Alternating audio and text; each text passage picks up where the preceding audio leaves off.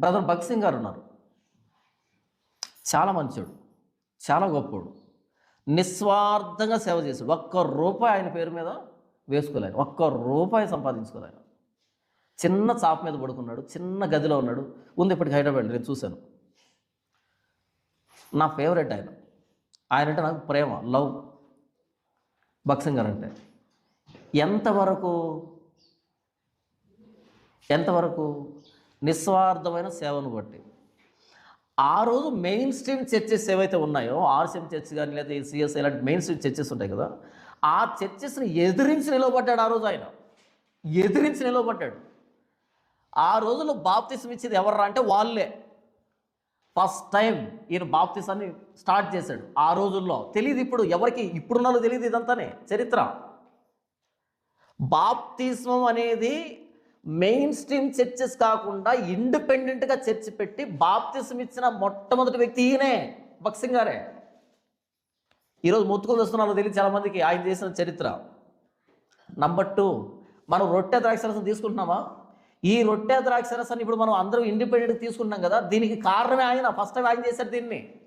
అంతకుముందు వాళ్ళు ఎప్పుడో చేసేవాళ్ళు, ఈయన చేశాడు. ఇలాంటి బోలెడనే సంస్కరణలు చేశాడు ఈయన. అంతవరకు ఆయన అంటే ప్రేమ, వ్యక్తిగతంగా ప్రేమ. కానీ కొన్ని వాక్య వ్యతిరేకమైన పనులు కూడా ప్రవేశపెట్టాడు. ఎందుకని? ఆ రోజు ఆయనకున్న వాక్య పరిజ్ఞానం అంతమించి లేదు ఆయనకి. ఎందుకంటే ఇంత రిసోర్సెస్ లేదు ఆయనకి, ఇంత వ్యాఖ్యానం లేదు ఆయనకి అప్పట్లో. ఇంకొకసారి చెప్తా వినండి. ఒకవేళ మీకు యూట్యూబ్లో కనుక భగత్ సింగ్ గారి ప్రసంగాలు దొరికితే, ఉన్నాయి, కొంతమంది ఆడియో రూపంలో పెట్టున్నారు. భగత్ సింగ్ గారి ప్రసంగాలు ఆడియో రూపంలో ఉన్నాయి కొన్ని. ఆ ప్రసంగాలు వింటే మీరు చూడండి, సరళమైనటువంటి ప్రసంగాలు ఉంటాయి. వాక్యాన్ని లోపలికి ఎక్స్ప్లెయిన్ చేసిన ప్రసంగాలు మీకు దొరకవు. సరళంగా మామూలు విషయాలు ఉంటాయి, కొన్ని ఉంటాయి. నేను ఆయన తక్కువ చేసి మాట్లాడట్లే, ఉన్న విషయం చెప్తున్నా. కానీ ఆయన పంజాబ్కు సంబంధించిన సింగ్, ఆయన భక్త సింగ్, ఆయన పంజాబ్కు సంబంధించి ఆయన అక్కడి నుంచి తన మతాన్ని వదిలిపెట్టి, కుటుంబాన్ని వదిలిపెట్టి, భార్యను పిల్లలను వదిలిపెట్టి, ఆస్తిని వదిలిపెట్టి ఒక్కడిగా వచ్చి ఇక్కడ చెన్నై ప్రాంతంలోనూ, ఇక్కడ తెలంగాణలో ఆయన చేసిన పరిచర్య ఆమోదయోగ్యం. మొత్తం ప్రపంచవ్యాప్తంగా ఈరోజు విస్తరించింది. శభాష్. ఆయన మనం బీట్ చేయలేం, ఆ విషయం అసలు బీట్ చేయలేం. కానీ కొన్ని ఇప్పుడు వాగ్దానాలని లేకపోతే దేవుణ్ణి కనిపెట్టడం అని ఇలాంటి కొన్ని విషయాలు చెప్పాడు, అవి ఆమోదయోగ్యం కాదు. ఇప్పుడు నేను భగత్ సింగ్ గారిని తప్పుపట్టానా? ఆయనలో ప్లస్ ఏవైతే ఉందో తీసుకుంటాను, మైనస్ ఏవైతే ఉందో దాన్ని నాకు వద్దు, నేను వదిలిపెట్టేస్తాను. నేను ఇది తప్పు అని చెప్పానని భగత్ సింగ్ గారిని వ్యతిరేకించట్లే, ఇది తప్పు అని చెప్పానని ఆయన నేను వ్యతిరేకించట్లే. ఈ తప్పులు కూడా ఏ కండిషన్లో జరిగాయో కూడా నాకు తెలుసు. ఈ జరిగిన పొరపాట్లు కూడా ఏ స్థితిలో జరిగాయో, ఏ పరిస్థితుల్లో జరిగాయో నాకు తెలుసు. కానీ దీన్ని తప్పుగానే మాట్లాడాలి, దీన్ని ఒప్పుగానే మాట్లాడాలి. ఇది గొప్ప అయితే ఇది నీచంగానే మాట్లాడాలి. అవునంటారా కాదంటారా? బైబిల్లో దేవుని చేత ఆమోదం పొందిన భక్తుల్నే 100% మనం తీసుకోకుండా వాళ్ళ పాజిటివ్గా నెగిటివ్గా తీసుకుంటున్నప్పుడు ఈ రోజున్న భక్తుల్ని 100% ఎందుకు తీసుకోము? దీన్ని విచక్షణ, వివేకం అని పిలుస్తారు. ఎరా నీకు ఆయన కంటే ఎక్కువ తెలుసారా అంటే ఇక నేనేం చేయలేను, మీ కర్మకు వదిలిపెట్టడమే. నీకు ఆయన కంటే ఎక్కువ తెలుసా, ఆయన కంటే ఎక్కువ మాట్లాడతావా, ఆయన్నే మాట్లాడతావా అంటే అప్పుడు కోపం వస్తుంది నాకు కూడా. నేను కూడా మనిషినే కదా, అప్పుడు నాకు కోపం వస్తుంది. ఏం చేస్తాను అప్పుడు? నేను నీలో కరుడు కట్టుకుపోయిన విగ్రహానికి పగలగొడతాను. నేను ఇంతవరకు ఏం చేస్తాను? శృతి మెత్తగా చెప్తాను. ఏమని? చూడు ఆయన మంచిది చేశాడు, చెడ్డ చేశాడు అంటాను. నువ్వు మర్యాదగా విన్నావు అనుకో, విని అవును కదా జాన్పాల్ చెప్తుంది లాజికే కదా, రీజనే కదా అని విన్నావు అనుకో, నేను కూడా హాయిగా తృప్తిగా ఉంటాను. ఓకే అర్థమైంది వాళ్ళకని. అలా కాకుండా మీదకి వచ్చావనుకో, ఆయన కంటే తెలుసా అంటే ఇక పగలు కొట్టేస్తాను, ఇక కనికరం చూపించను. మీ పాయింట్ అర్థమవుతుందా? మామూలుగా డాక్టర్లు ఆపరేషన్ చేసినప్పుడు ఏం చేస్తారంటే మత్తు మంది ఇచ్చి ఆపరేషన్ చేస్తారు. ఏ సౌండ్ ఉండవు, మెత్తగా అయిపోతుంది, అంతా చల్లగా అయిపోతుంది. నువ్వు ఎక్కువ తక్కువ చేసావు అనుకో, మత్తు లేకుండా కొయ్యడమే, అంతే, కట్టేసి కొయ్యడమే, అంతే. చేశారు మనకంటే ముందున్న వ్యక్తులు చేశారు. వారి స్థాయిలో వారు భక్తి చేశారు. సరిపోయింది, ఆ కాలానికి సరిపోయింది, ఆ పరిస్థితులకు సరిపోయింది, ఆ వ్యక్తులకు సరిపోయింది. ఎంతవరకు ఒక వ్యక్తిని మనం తీసుకోవాలో అంతవరకు తీసుకుంటాం, మిగతాది వదిలిపెట్టేస్తాం. మనం ద్రోహి, దొంగ, నీచుడు, నికృష్టుడు మాట్లాడటంలే. ఈ కండిషన్ ఇలా జరిగింది, ఈ పరిస్థితులు ఎలా జరిగిందని మాట్లాడుకుంటున్నాం. ఓకే, ఇది తెలివైన పని. అలా కాకుండా ఒక వ్యక్తిని తీసుకుంటే 100% తీసుకోవడం, ఒక వ్యక్తిని కాదంటే 100% వదిలిపెట్టేయడం, ఇది మూర్ఖత్వం అంటాం.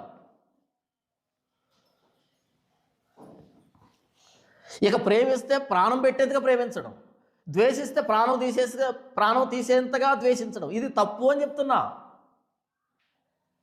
హిజ్కియా చాలా మంచోడు. ఎప్పుడు? 36, 37, 38లో, 39లో ఈ మూడింటికి వ్యతిరేకం.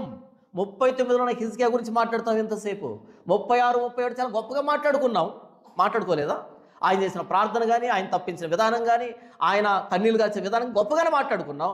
39ని ఎలా మాట్లాడుకోవాలి? 39లో దేవుడు ఎలా వ్రాయించాడో అలాగే మాట్లాడుకోవాలి, అలాగే నెగిటివ్లో మాట్లాడుకోవాలి.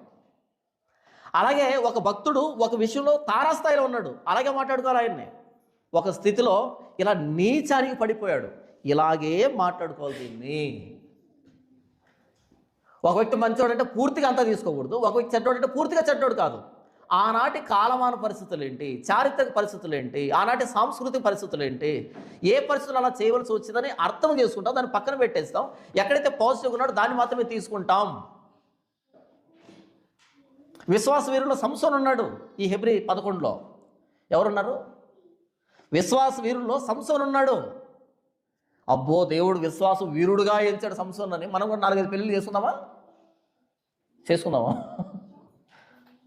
విశ్వాస వీరుల్లో సంసోను ఉన్నాడు. మనం కూడా చేద్దామా? వెళ్దామా వ్యభిచార గృహాలకి? దేనిల దగ్గరికి వెళ్ళాడా? మనం కూడా వెళ్దాం, ఎందుకని ఆయన విశ్వాస వీరుడు కాబట్టి.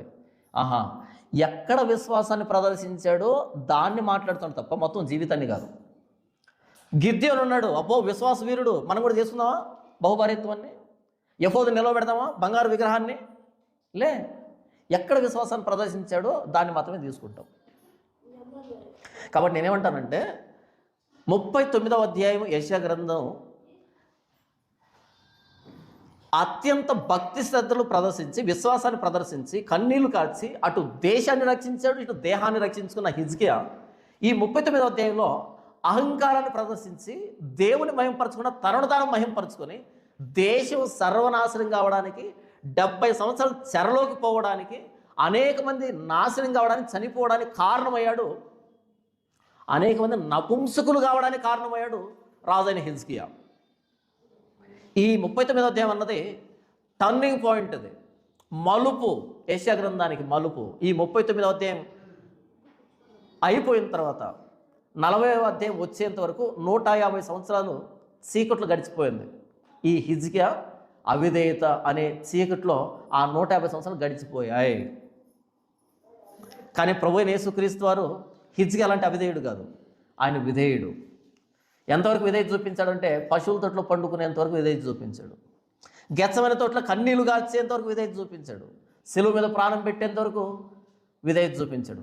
రాతితో తొలచబడిన సమాధిలో పండుకునేంత వరకు విధేయత చూపించాడు. హిజ్కియా గర్వం దేశాన్ని నాశనం చేసింది, అనేక ప్రాణాలని బలిగొంది. ప్రభువైన యేసుక్రీస్తు వారి విధేయత మొత్తం ప్రపంచాన్ని రక్షించింది. మనందరం విమోచించబడ్డానికి, ఆయన పొందిన ప్రతి గాయాన్ని బట్టి మనకు స్వస్థత కలగడానికి కారణమైంది ప్రభువైన యేసుక్రీస్తు వారి ప్రాణత్యాగం. కాబట్టి పాత నిబంధనలు కానీ, కొత్త నిబంధనలు కానీ, లేదా ప్రస్తుత సమాజంలో కానీ, లేదా రాబోతున్నటువంటి జనరేషన్లో కానీ ఒక మనిషిని చూసి ఈ వ్యక్తి నా విశ్వాసానికి కర్త, ఈ వ్యక్తిని 100% మనం ఫాలో అవ్వచ్చు అనే వ్యక్తి ఉండడు. ఈ ప్రపంచంలో ఉండడు. ఏ వ్యక్తిని కూడా అలా తీసుకుని వ్యక్తి పర్ఫెక్ట్ అని అనలేం. హిజ్కియాతో సహా, భక్తులతో సహా ఒకే ఒకడున్నాడు, ఆయన పేరు ప్రభువైన యేసుక్రీస్తు వారు.